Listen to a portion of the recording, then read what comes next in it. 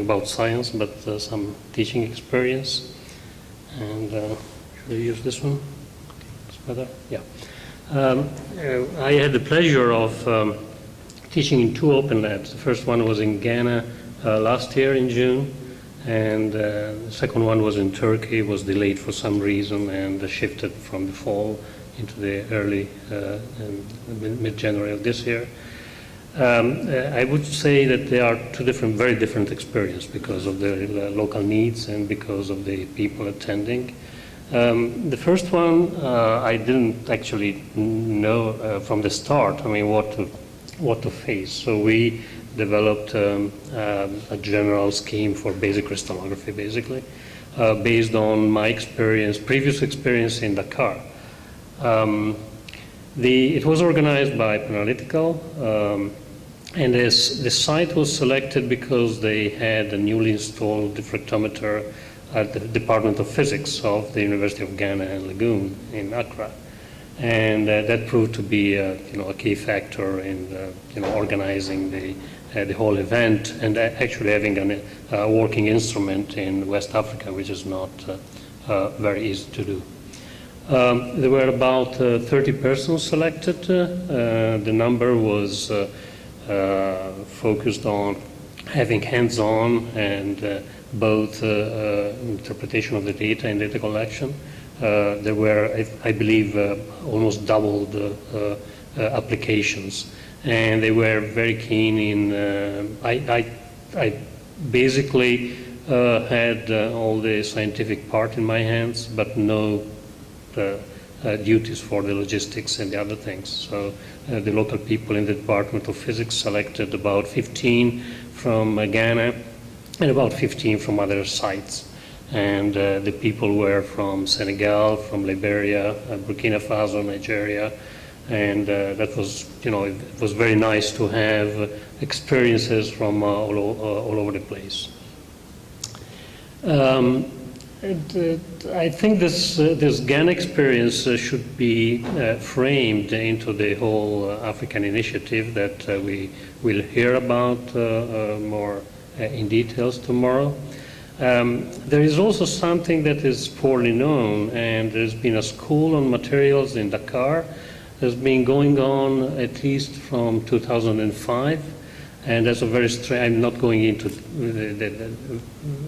many details of this, but it's been born out of a close relationship between the Université Cheikh Anta Diop in Dakar and the University of Trento in Italy, because of personal relationships.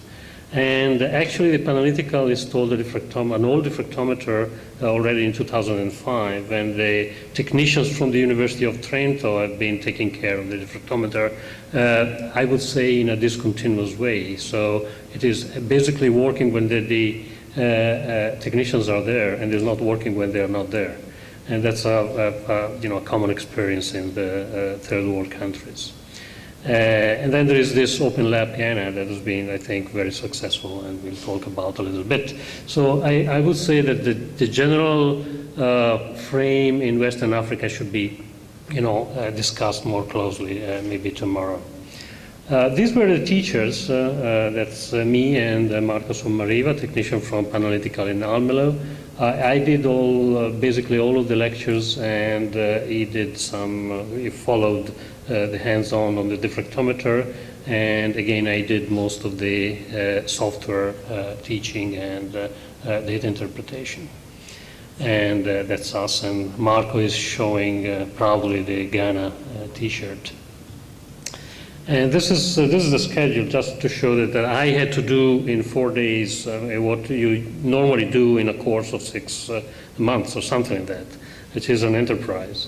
Basically, I compressed a lot the basic crystallography and physics of diffraction because I wanted to focus on powder diffraction. Of course, you cannot do that without the basics.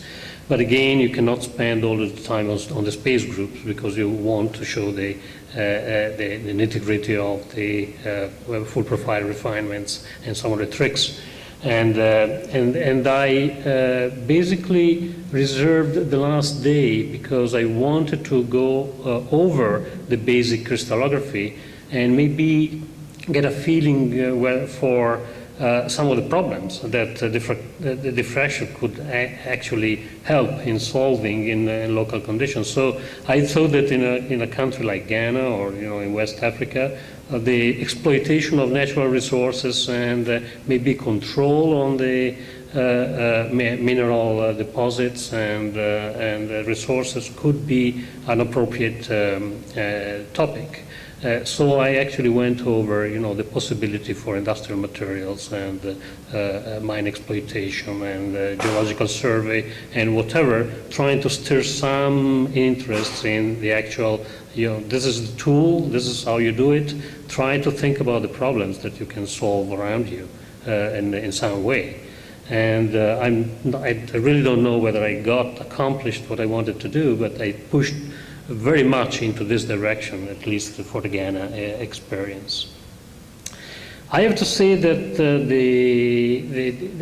the whole crowd of 30 persons were very, very focused and demanding. Okay, they were very interactive during the lectures, following all the instructions for the hands-on. I especially tried to use publicly available software, okay, for the interpretation of the data and for the COD database, GSAS as a publicly available and downloadable software, because this is a problem that we have to be faced. I mean, they don't have access to the databases, to the software, the company software, and as a matter of fact, I had a lot of feedback later on from the students. Not only I worked hands-on on their problems, they just were collecting the data on Nextdoor and were coming to me to interpret the data, but also afterwards, they were sending me data and asking me, I identify this substance, do you have the structure, the coordinates to put into the programs, this kind of stuff. So I had to retrieve, the information from the database and send them in.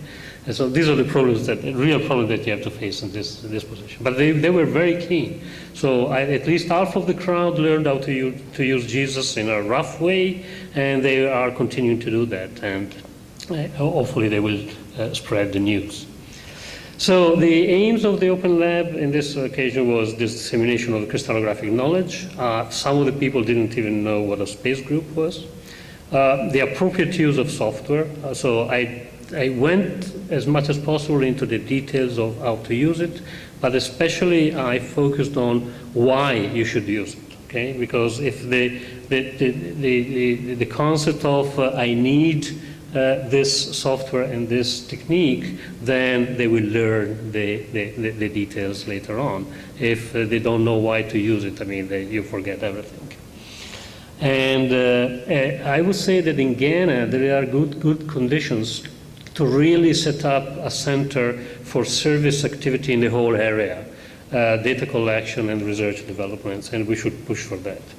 Because the people was very, very eager. Some of the people had some basic training, and there are already a network of 5 to 6 universities in Ghana and nearby that are ready to use the diffractometer, and we should make it so that this actually works out. So as I said, we had extensive laboratories, also on their data, and the data we collected on the spot. All the attendees were very eager and in that moment and later on. The participation was very interactive. And I would say that the issues that are going to be faced in Ghana especially is this availability of free software and databases. That is certainly an issue. And I would expect that it's not the case right now because it's a brand new instrument, so I would say that it's under warranty and continuous maintenance for the next 2 to 3 years. But then, as in Dakar or in other places, maintenance will be a problem, and we need to think about that. The other experience was at the UNAM in Bilkent University in Turkey, and it was, of course, a completely different level. Turkey has, of course, a developed crystallographic community. We learned that it just entered the IUCR, and UNAM, I have to say, is an excellent, well-equipped and high-tech center for the research on nanomaterials.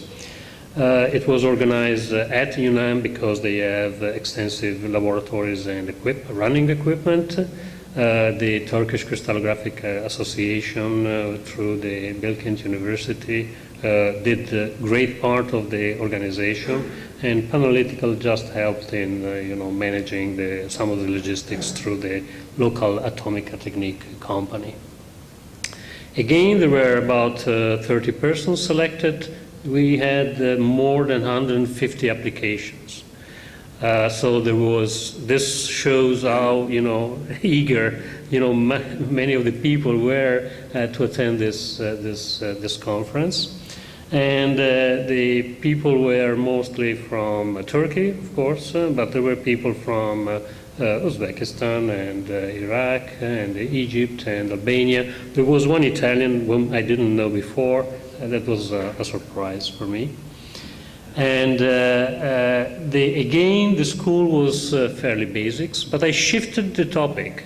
So I went through crystallography, and then I went even as far as very advanced application, like texture analysis and talking a little bit more about atomic displacement parameters and electron crystallography, a few exotic things. But I kept the morning of the last day to talk about the cultural heritage, not only because it's of interest to me, but we thought together with the analytical people that the Near East area, it is actually suffering from advanced application to the cultural heritage, not only because of the war, but also because of the lack of dedicated laboratories to take care of the analytical part. So I spent a good part of the morning in telling what you can do with diffraction and other crystallographic techniques on the cultural heritage. And we were also able to involve a couple of local people talking about applications at that stage. That shows you that, of course, the level of Turkish crystallography is already really there to be exploited and carried to a very technological level. This is the lectures of the last day. There was, an official from the superintendencies of the cultural heritage talking about what they do, which is actually very basic and based on foreign laboratories. So, but I think the needs are there. And then everybody went to the Anatolian Civilization Museum, which is absolutely a wonderful museum to be seen, and everybody should go. Again, the lectures were followed, but surprisingly, I don't know whether it's because people had already some crystallographic knowledge or not, they were much less keen than in Accra, to follow the hands-on experience for full profile refinement and learning about the details on how the things works and or not. So I'm not quite sure what was going on. So it looks to me that the people they were making questions like on nanoparticles, what is the special effects, without knowing what the space groups are. They were trying to jump ahead of the basics and just do it. Tell me what I can do with nanoparticles with these damn instruments. Don't spend time on the space groups, which was a sort of funny, but it's a sort of attitude that it happens sometimes. Okay, again, some of the people was very keen in following Marco's skilled experience on the diffractometer, preparation of the samples, and then, of course, the data they collected, they came to me, and we did the full interpretation of with the full profile refinements, and everybody was very happy in the end of getting their certificates. We only delivered the certificates to the people that was staying up to the end, of course. Right, so I would say that in general there is a strong desire to consider the OpenLabs as a triggering event, and we should, of course, carry out. And Shula Ozbey, that unfortunately cannot be here, as the head of the Turkish Crystallographic Association, is also very keen in pushing this further and making this kind of school a regular and sustainable school. There was another one in Izmir, I think Radek was there, and it was totally devoted to the single crystal analysis. So the two schools, I think, were very complementary for the two things. But again, I had several feedbacks from the participants that this, of course, 1 man 4 day cannot, substitute for any proper crystallographic training, and there is a strong need to make it periodical.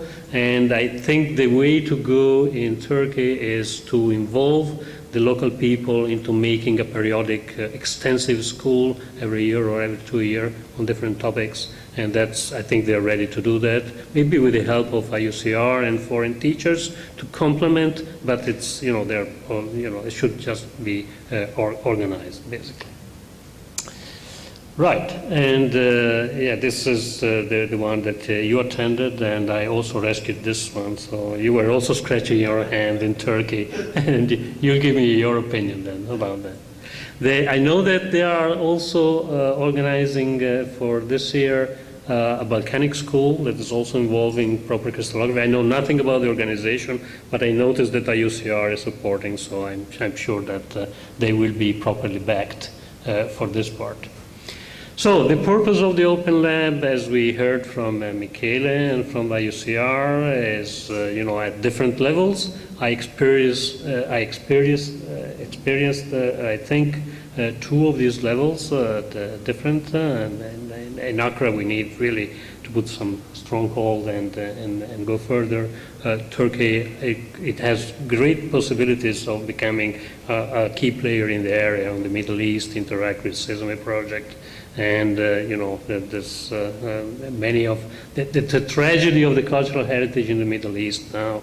It's in front of us, and I think we should do something about this.